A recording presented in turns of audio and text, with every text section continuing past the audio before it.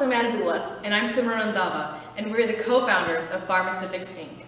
We're elated to be starting our first FDA-approved drug, Doximu, also known as Doximu. Throughout this presentation, we'll be discussing the extensive drug development process of Doximu. We hope to not only inform you about this breakthrough drug, but to give you a better understanding of our goals here at Pharmacifics Inc. and our plan to revolutionize the current opioid analgesic market. As mentioned, in this presentation, we will be taking you through the various steps of the drug development process of Doximu. First, we will be giving you some information about Pharmacifics Inc. Then you will be hearing from our clinical development team, regulatory affairs team, medical affairs team, and lastly, our marketing team. The key roles that pharmacists play in each one of these fields will also be explained. Pharmacifics Inc. was founded in Stockton, California in 2000. Our company's drug pipeline consists of one drug, Doximu, a partial mu receptor agonist whose principal therapeutic action is analgesia. Doximu is indicated for the management of moderate to severe pain in cancer patients when the use of an analgesic opioid is needed for an extended period of time. Doximu has not only been proven to have optimal pharmacokinetics in pain management, but its innovative formulation has proven to be effective in abuse deterrence. Here at Pharmacifics Inc., we are looking to combat the current opioid crisis through the development of less addictive opioid analgesic drug therapy options. Our focal point is patient safety, and we plan to achieve this through the development of such products. Pharmacifics Inc. consists of a team of 25 industrious and visionary employees, all with the common goal to reshape pain therapy as we know it today. Our Pharmacifics Inc. team is broken down into 4 departments, which include clinical development, regulatory affairs, medical affairs, and marketing. We will begin now by hearing from Pharmacifics' innovative clinical development team. Hello, I'm Kobe Jung. And I am Roger Dwelling. And we're the clinical sciences team executives here at Pharmacifics Inc. Clinical sciences first used computational methods to design an analog of buprenorphine and discover one that had a better binding affinity to the mu-opioid receptor. We then worked to develop the Doximu molecule in our labs and studied the various properties of the drug in animal models. When shown to be safe in animals and reviewed by the FDA, we conducted studies to ensure that our drug was safe and effective in humans throughout our various phase trials. Now that our drug was passed by the FDA and is available on the market, we are now working to ensure long-term safety and other possible indications for our product. Using computational drug design software generously lent to me by my alma mater, UC Davis, we were able to develop an analog that passes all ADMET parameters and has a higher binding affinity than buprenorphine, thus suggesting the analog has more stability. The 5,1-cm PDB receptor was downloaded from the massive online protein databank and was loaded onto PyMold to isolate buprenorphine and the receptor itself. Once isolated, the Fred receptor software was used to further define the ligand and receptor in question, so the analogs could be loaded onto the active site later in the experiment. Once isolated, buprenorphine was loaded and a docking score of -93 was acquired. The more negative the number, the higher the binding affinity that the molecule in question has to the receptor. The value of -93 from buprenorphine was used as a baseline number to compare to our target analog later in the experiment. From there, we loaded the 2-dimensional structure of buprenorphine onto the VBrew program to generate a hit list of analogs similar in structure to buprenorphine and came across a new analog that resulted in a docking score of -105.8, which is almost 13 points more negative than our buprenorphine control value of -93. This is a positive sign that this analog has a higher binding affinity.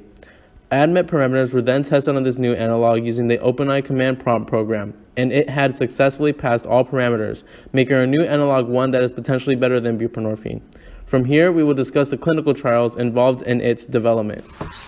We have formulated Doximu as a 7 mg and 14 mg extended release tablet. Our recommended dosing is to take 1 tablet by mouth daily as needed for pain. This can either be the 7 mg or 14 mg tablet, depending on the level of the patient's pain and tolerance. The maximum daily dose of Doximu is 23 mg. Since our target is oncology patients, this once-daily dosage regimen is easier to adhere to. The molecule has analgesic effects as it is a partial mu receptor agonist.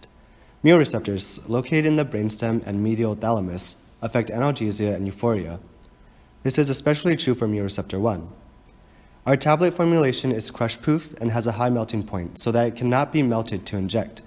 This type of formulation could be revolutionary to the opioid analgesic market in that it can deter potential abuse. Warnings for Doximu include drowsiness, nausea, vomiting, constipation, Doximu does not have the same increased risk of respiratory depression, coma, and death that our primary competitor was recently issued a black box warning for. Preclinical trials for Doximu extended from 2002 to 2011, including both molecule discovery and initial safety and efficacy studies. After the IND for the drug was submitted and approved in 2011, the drug continued to phase 1, 2, and 3 trials. The drug was shown to be safe and effective in humans for its purpose of pain relief in cancer patients. In 2018, the NDA was submitted and passed, which allowed the drug to enter the market. The company is currently involved with phase 4 trials to continue research properties of the drug. Our preclinical trials involved experimentation on mice and dogs to determine the no observed effect level, which helped establish the base dose for the phase 1 trials. In addition, acute and chronic toxicology studies were conducted for 6 months to establish safety. The results exhibited no signs of reproductive, carcinogenic, and developmental toxicity. Furthermore, the top 5 cancer drugs were tested in conjunction for drug-drug interactions. Based on pharmacokinetic studies, no drug interactions were found between doxyretin and these drugs in the animal models. We determined that patients should take doxyretin an hour before taking the chemotherapy medication so that it is most effective when the patient experiences pain, to reduce issues with compliance and reduce instances of drug loss due to chemotherapy side effects. Our phase 1 study consists of 25 healthy people with no past adverse reactions to opioids in a placebo-controlled, multi-center blinded study conducted over 18 months. This phase aimed to determine the margin of safety of the drug and monitor adverse effects in comparison to buprenorphine. The minimum effective dose was determined and toxicological data was collected. Respiratory depression was monitored using pulse oximetry, which determined peripheral capillary oxygen saturation, denoted as SpO2. There were no statistically significant deviation from the ideal SpO2 parameters of 94 to 99%, and thus Doximu was concluded to not induce respiratory depression. Doximu demonstrated no significant adverse effects at high doses and was comparable to other partial mu receptor agonists on the market, and was therefore able to move to phase 2 trials. Our phase 2 trials utilized 100 patients with a standard level of pain in a double-blind study. The drug was determined to be effective in chemotherapy pain reduction in comparison to buprenorphine. Pain was measured in 2 ways. Firstly, an EEG was used to measure brain waves in individuals with pain compared to individuals without pain. This provided an objective form of pain measurement. We also used the pain scale to subjectively rate the patient's pain from 1 to 10 at weekly counseling interviews. Doximu demonstrated a high therapeutic index, optimal dose was established, and endpoint markers were met, allowing the drug to move to phase 3 trials. Our phase 3 trials utilized 1,000 cancer patients who have done 2 rounds of chemotherapy. This trial studied efficacy and adversity and took place over 3.5 years. In a double-blind group study to compare the efficacy of both drugs in relieving pain from chemotherapy treatment, Group 1 received buprenorphine while Group 2 received Doximu. In order to measure the addictiveness of Doximu, withdrawal symptoms were monitored after 6 months of treatment with the drug. For both buprenorphine and Doximu, treatment was either abruptly stopped or tapered off at a rate of 10% per month, so patients were divided into 4 groups accordingly. Improvement of pain was demonstrated in patients using a pain scale and by analyzing EEG patterns. The addiction profile was found to be reduced in Doximu patients compared to those being treated with buprenorphine. In order to continue to monitor long-term adverse effects of Doximu as compared to the competitor drug, studies from preclinical trials on mice were continued throughout the trials, and preliminary studies showed that Doximu had fewer incidences of respiratory depression, coma, and death. For our phase 4 trials, we will determine if there are any incidences after marketing by looking into the FDA's Adverse Event Reporting System. Our product has not shown to cause respiratory depression, coma, or death in all previous studies, including animals and humans, but we will continue to monitor these trials to determine any long-term side effects of the drug to maintain its safety. In addition, we will monitor long-term efficacy and compare the results with those of other opioids on the market.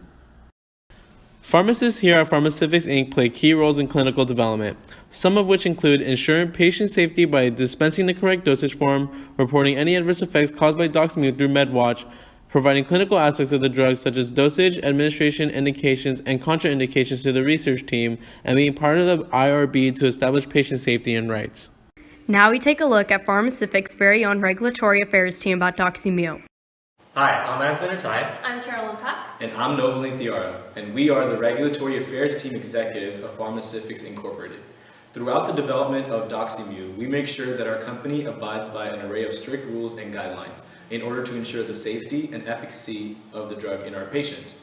The drug development process is complex and costly, but the regulatory affairs teams aim to guarantee a smooth sailing through the rigorous development process. To do so, the regulatory affairs team acts as a liaison between the company and the regulatory authorities. In addition, our team works with other departments within the company. We partner up with the clinical development team to work through clinical trial designs and pre-market approvals. With the medical affairs team, we collaborate to ensure all official documents and publication materials are accurate and adherent to guidelines. We also connect with the marketing team to develop marketing and commercial materials that are compliant with the FDA standards. Our timeline outlined the process of drug approval in compliance with the FDA. We held multiple meetings at each step of the ladder to the approval process. We had a pre-IND meeting, end of phase 2 meeting, and a pre-NDA meeting with the FDA before the drug is made available in the market to ensure a quick and smooth path to the drug approval. Prior to these meetings, a brief overview was sent to the FDA to ensure that accurate information is reviewed and then feedback was discussed. These meetings were held to clarify any concerns that the FDA had in the approval of the drug and to monitor the progression of the drug through the clinical trials. As mentioned previously, the regulatory affairs team required a number of meetings throughout the drug's development, one of which was the pre-IND meeting. We requested a face-to-face Type B meeting to build a relationship with the FDA and gain valuable feedback regarding preclinical data and trial protocols. To help facilitate meetings with the FDA, it was our responsibility to form a meeting package that provides relevant information to the discussion topic of the meeting. These meeting packages were sent 30 days prior and included information such as product name, chemical name and structure, regulatory pathway, a list of attendees along with a proposed agenda, protocol plans, data to support discussions, and other vital information needed for the FDA to adequately prepare for these meetings. We had participants from different departments from our company to clarify various concerns of the FDA, including representatives from the regulatory affairs, medical affairs, and clinical developments. Attendance from the FDA included representatives from the Center of Drug Evaluation and Research, such as the regulatory project manager and product reviewer, pharmacology toxicology reviewer, clinical reviewer, and statistical reviewer. After this meeting, we were then able to move forward with the submission of the IND application, which included various forms that detailed the study, provided information about the investigator and study site, and certified that the study was registered in the National Database of Clinical Trials. The purpose of the IND application was to ensure subjects in the clinical investigation would not face undue risk or harm with the use of the drug product during the trials. The FDA approved the IND application for Doximu within 30 days of the submission, and the company was ready to move on to phase 1 trial. Towards the end of phase 3 trials, we held a pre-NDA face-to-face Type B meeting with the FDA to discuss primary endpoints and statistical analysis plans. The main objective was to review the safety and efficacy results, in addition to the pharmacokinetic and pharmacodynamic data, as well as discussing long-term plans. Participants of the pre-NDA meeting included company representatives from regulatory affairs, medical affairs, clinical development, and marketing. In addition to FDA and CDER representatives such as the FDA senior managers, the regulatory project manager and product reviewer, pharmacology toxicology reviewer, clinical reviewer, and statistical reviewer. After the meeting, the NDA was ready to be submitted. Forms that were submitted are listed. The purpose of the NDA was to demonstrate that the drug would be safe and effective in its proposed use, that the drug's proposed labeling would be appropriate, and that the manufacturing process would properly maintain the drug's identity, strength, quality, and purity. After a 10-month review, the FDA approved and accepted Doximu. Regulatory affairs pharmacists are concerned with the regulations and guidelines for clinical trials and other aspects of human research. As most countries require some type of government approval for a product to reach the market, there are regulations that must be followed in conducting a clinical trial. A career in regulatory affairs would involve pharmacists working through a variety of processes that are designed to protect human subjects participating in a trial, as well as ensuring that approved medications in the market are safe and effective for the patients. Pharmacists in this field can earn the professional credential of regulatory affairs certification. Pharmacists also work efficiently to coordinate any meetings in the application process for INDs and NDAs, and any specific expedited program based on the qualifications met. This serves as a key communicator between the FDA and the pharmaceutical companies. Now we will hear from Pharmacific's medical affairs team in terms of Doximu. Hi, my name is Rajan Puller, And I'm Stefania Anna. and we are the Medical Affairs Team Executives here at Pharmacifics Inc. And we have been working hard to ensure the success of Doximu. Our main objective is to optimize the product utilization by developing evidence-based information regarding Doximu both pre- and post-launch. Medical Affairs hold biannual meetings and work with the different departments in Pharmacifics Inc., such as Clinical Sciences, Regulatory Affairs, and Marketing, to make Doximu the first-line drug therapy for long-term pain treatment in cancer patients. To ensure our success, we collaborate with key opinion leaders, attend conferences, and work with healthcare providers, consumers, and insurance agencies. During clinical trials, the Medical Affairs help get patients enrolled in trials based on clinical affairs inclusions and exclusions criteria. In Phase 1 and Phase 2, the Medical Science Liaison Team started to engage with prospective key opinion leaders who were experts on pain management, addiction, and drug abuse. These key opinion leaders can provide feedback to the Medical Affairs Team on how to optimize clinical trials during all phases. Then in Phase 2, Medical Affairs maintained relationships with key opinion leaders and continued receiving feedback to further optimize trials. During Phase 3, Medical Affairs teamed up with marketing to create a launch strategy. Medical Affairs also made sure the Medical Science Liaison Team understood our drug and clinical trial data so they could update our key opinion leaders accurately. After Phase 3, Medical Affairs started disseminating information to inquiries from IDNs, inquiries to capitalize on the safety and efficacy of our drug compared to our competitor. Then finally in Phase 4, we ran and published studies differentiating our drug product from other competing drugs. After launching our drug, we will seek feedback from key opinion leaders specifically regarding acceptance of our drug by physicians and issues that are brought up. We will also have a call center for physicians and patients who inquire questions about the drug and any concern that they have. This call center will also be where we receive adverse effects reports. Our medical affairs team attended pivotal conferences to make initial contact with key opinion leaders. We will attend these conferences in the upcoming year to provide medical information regarding Doximu to interested parties. Our Medical Affairs team is comprised of 3 sub-teams: the Medical Science Liaison Team, the Medical Communication and Publication Team, and the Medical Informations Team. The Medical Science Liaison Team is responsible for forming relationships with healthcare professionals, professional organizations, stakeholders, and key opinion leaders. With these connections, our medical science liaisons learn new information, such as information about the market and patient concerns. At the same time, our medical science liaisons communicate drug information to external stakeholders to make them more aware of Doximu and how it is superior to other drugs on the market. Our second team, Medical Communication and Publications, is responsible for delivering publications that comprehensively describe the clinical benefit of Doximu for effective product commercialization. Medical Communications and Publications work along with marketing to strategically coordinate the release and promotion of Doximu in the healthcare community, oftentimes at conferences. Our last team, Medical Informations, is responsible for being the expert of the disease state and Doximu. Medical Informations is the primary contact when healthcare providers, patients, and other stakeholders have questions about dosage, safety, efficacy, and administration. In addition, Medical Informations educate department members to ensure that everyone has a mutual understanding of Doximu. Our Medical Communication and Publication team will communicate with marketing from early on by having a joint launch to strategize the messages and the execution of our product. We will also be working with clinical by being involved in site identification, patient enrollment, and monitoring progress.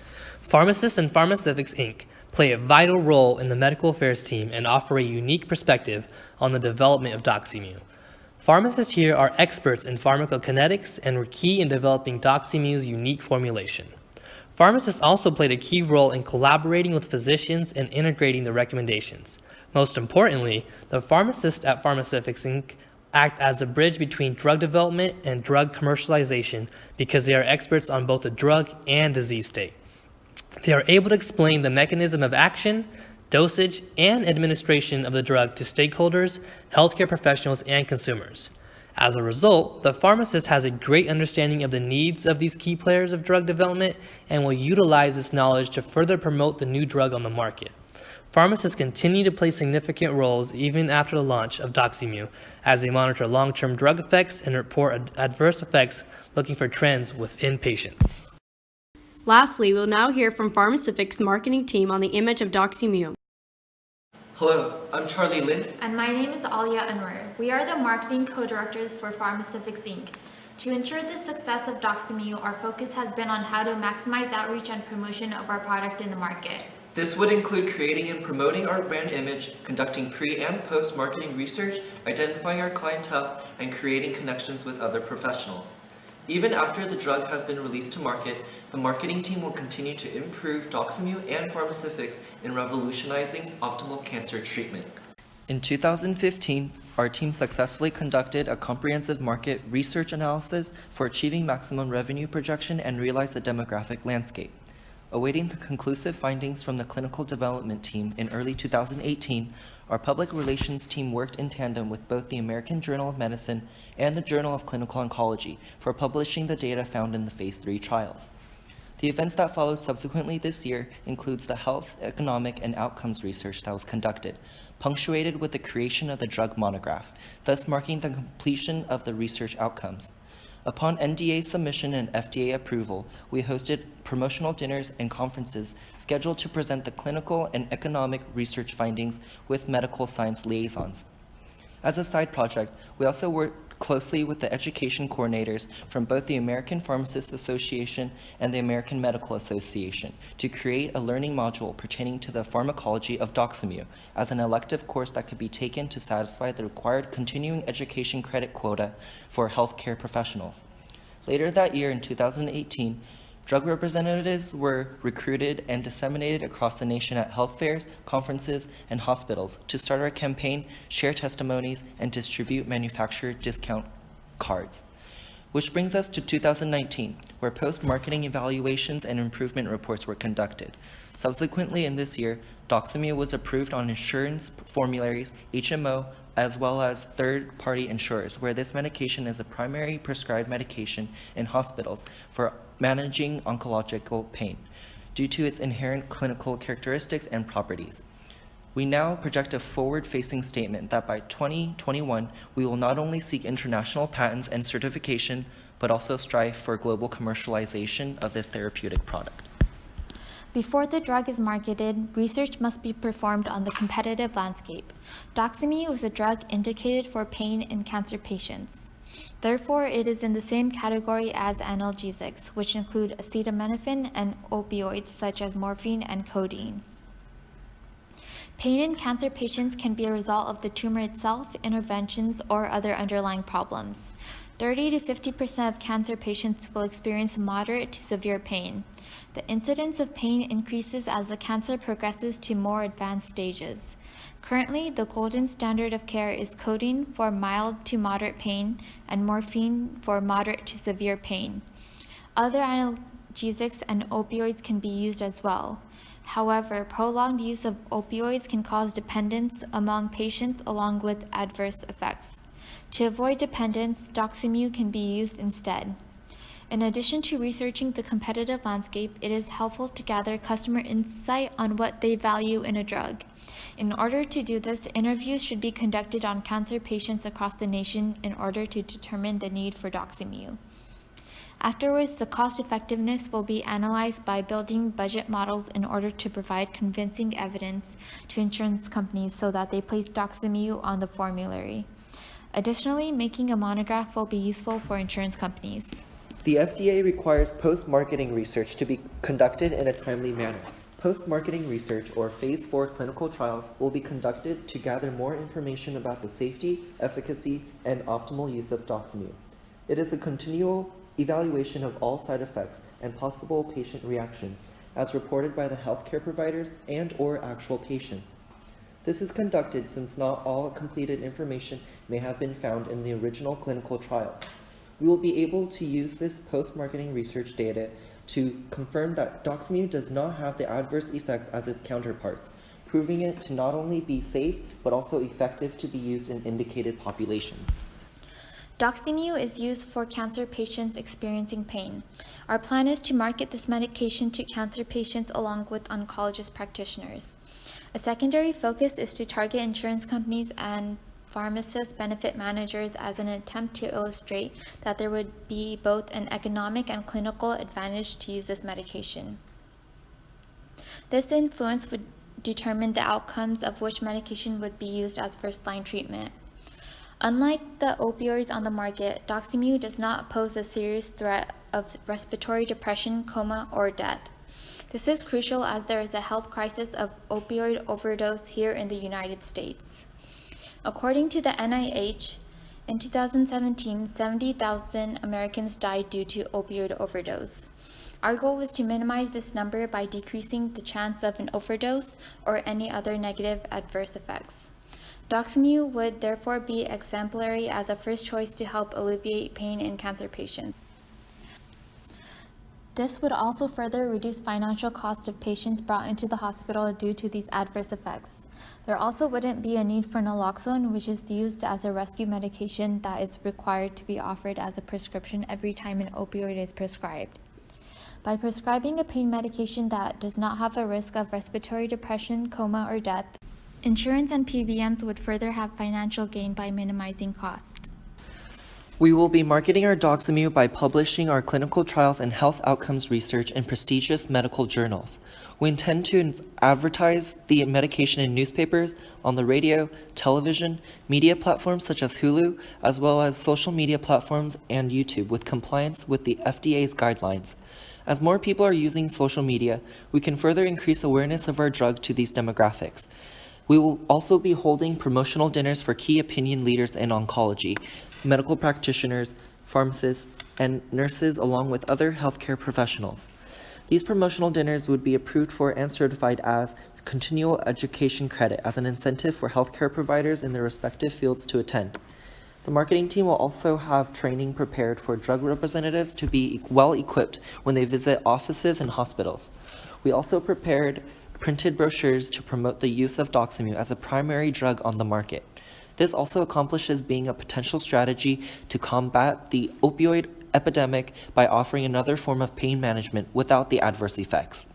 Yet another focus of the marketing team will be educating both patients and physicians on pain management. Although it may be an unconventional route for pharmacists to pursue a career in, the presence of pharmacists in industrial marketing is indispensable, as we are able to offer a perspective from a very specialized background and apply its clinical knowledge in a practical manner. Industrial pharmacists in marketing are able to analyze both the clinical and economic research findings and bridge the gaps. We are able to serve as mediators between drug knowledge and healthcare providers. The value of industrial pharmacists in marketing could also be defined by the way we oversee promotional activities, manage budgets, manage sales, and meeting financial goals. We are able to facilitate the proper training for sales representatives and medical science liaisons by offering a pharmacoeconomic perspective. To conclude, we have a few closing remarks from Pharmacific's co-founders. In each part of the drug development process, pharmacists play a vital role. With the innovative minds of pharmacists, we aim for optimal safety and patient care. Here at Pharmacifics Inc., we strive for ingenuity, progression, and safety, and we hope that our visions align with your better tomorrow.